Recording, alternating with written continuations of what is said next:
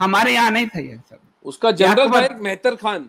हाँ, उसका घाटी के युद्ध में उसका बहुत बड़ा रोल है मेहतर खान का। हाँ, मेहतर खान तो लोग गए थे इनको लेके, तो उसको कहा तो बहुत बड़ा कार्य, बहुत महत्तर कार्य कर रहे हैं, उससे मेहतर शब्द बना था।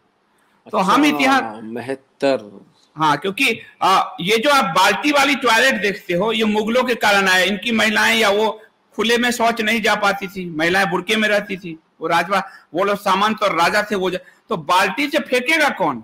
तो हिंदुओं को जो इस्लाम नहीं स्वीकार किया, उनको इस तरह का व्यवहार किया गया। तो इन लोगों के साथ बहुत, ये तो आज भी होता है पाकिस्तान के अंदर। जब कश्मीर में जब हुआ था कि इन्होंने पंजाब से सारे हमारे दलित भाइयों को बुलाए साफ करने के लिए, तो आज भी है ये चीज, लेकिन इसको हिंदू समाज पर थोप दिया गया। तो मैं जातियों के इतिहास को पढ़ रहा हूं, उस जातियों के इतिहास को, जीवन मुझे नहीं लगता कि इतना लंबा मिलेगा, पर उसको डॉट को अगर जोड़ेंगे तो सही इतिहास नैरेट हो जाएगा। बहुत सुंदर प्रयास है संदीप भाई। खटीक समाज के लिए कहते हैं कि ये ब्राह्मण थे और जो झटका करते थे वो शेड्यूल कास्ट हो गए आज तो, लेकिन एक समय में ब्राह्मण थे। पूरा इतिहास है उसके ऊपर, काफी रिसर्च है उसके ऊपर। उन्होंने ब्राह्मण थे जो बलि चढ़ाया करते थे, और ये सब इसीलिए तो इनको सबसे ज्यादा मैं इसलिए कहता हूं, ब्राह्मणवाद क्या कहा गया, वो बार बार रिवाइव कर जाते थे अपने धर्म को लेकर। तो उनको लगता था कि भैया इसको साफ करो, ये बहुत ज्यादा रिवाइव, और उसके कारण आज आप देखिए जो ऋग्वेद में मंत्र है, उसी मंत्र से तो हमारा विवाह हो रहा है, कंटिन्यूटी वही है, वही कंटिन्यूटी। सही कह रहे हैं आप, सही कह रहे हैं आप। लेकिन पर्सिया में कंटिन्यूटी खत्म हो गया, यूनान में खत्म है, मिस्र में खत्म है, मेसोपोटामिया खत्म है, स्पेन सब खत्म है। और लोग कहते हैं दो सभ्यता बची, चीन भी खत्म हो चुका है माओ की क्रांति के बाद, सभ्यता तो एक ही बची है, भारत। सभ्यता तो एक ही बची है सर, वो चीन मीन की कोई सभ्यता नहीं है। तो एक लंबा है डिस्कशन जो है। और आपसे कुछ क्वेश्चंस हैं रमन भारद्वाज जी के। Why we equated Jaichand with Mir Jafar, was Jaichand a traitor? I don't believe your views. Whose views? I never said about Jaichand. Jaichand के लिए तो मेरे मन में इतना सम्मान है। जयचंद जी जो हैं वो तो कोई ऐतिहासिक प्रमाण नहीं मिलता कि उन्होंने पृथ्वीराज के विरोध में मोहम्मद गौरी का साथ दिया, बल्कि पृथ्वीराज की हत्या के बाद गौरी ने जाकर के कन्नौज में जयचंद और उनके पुत्र की बहुत निर्मम हत्या की है। और जयचंद जी तो बिल्कुल गलत बात है जयचंद को देशद्रोही बताना, ये मूर्खता है हमारी, और ये वामपंथियों की चाल जिसको हमने यील्ड किया।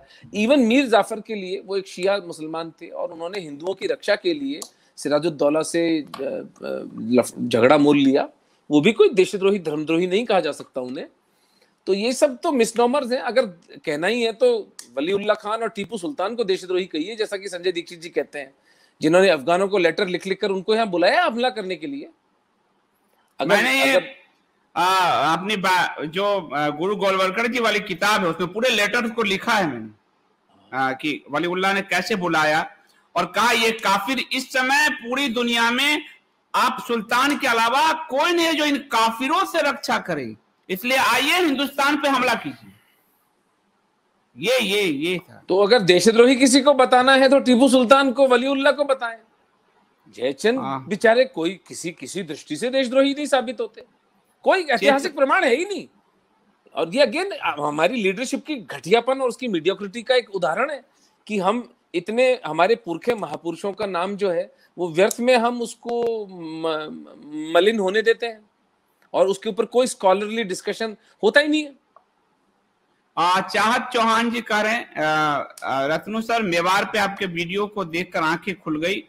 बप्पा रावल, राणा हमीर, कुंभा के केवल नाम सुने थे, उनके कार्यों का कभी पता नहीं था, क्योंकि इतिहास में नहीं पढ़ाया जाता। तो आप पुस्तक आने दीजिए, पुस्तक पढ़िएगा। The lie of 1000 year slavery, 1000 साल की गुलामी का झूठ जिस तरह से हमने नंगा किया है, और माँ भगवती की प्रेरणा से, आप लोगों के आशीर्वाद से अगले साल सवा साल के अंदर महाराणा प्रताप पर मूवी भी आ रही है 150 करोड़ के बजट के साथ। दुनिया देखेगी इस महापुरुष का कर्तृत्व, इसका चरित्र, और क्या किस विलक्षण श्रेणी के व्यक्ति थे महाराणा प्रताप। ये पूरा हिंदू समाज और पूरी दुनिया देखेगी, फिर बात करेंगे हम, तब मेरा जीवन मैं सार्थक मानूंगा। अभी तो आरंभ हुआ है, अभी तो ये सिर्फ खाना पक रहा है, उसकी खुशबू आ रही है। जब परोसेंगे और जब खाएंगे तब बात करेंगे।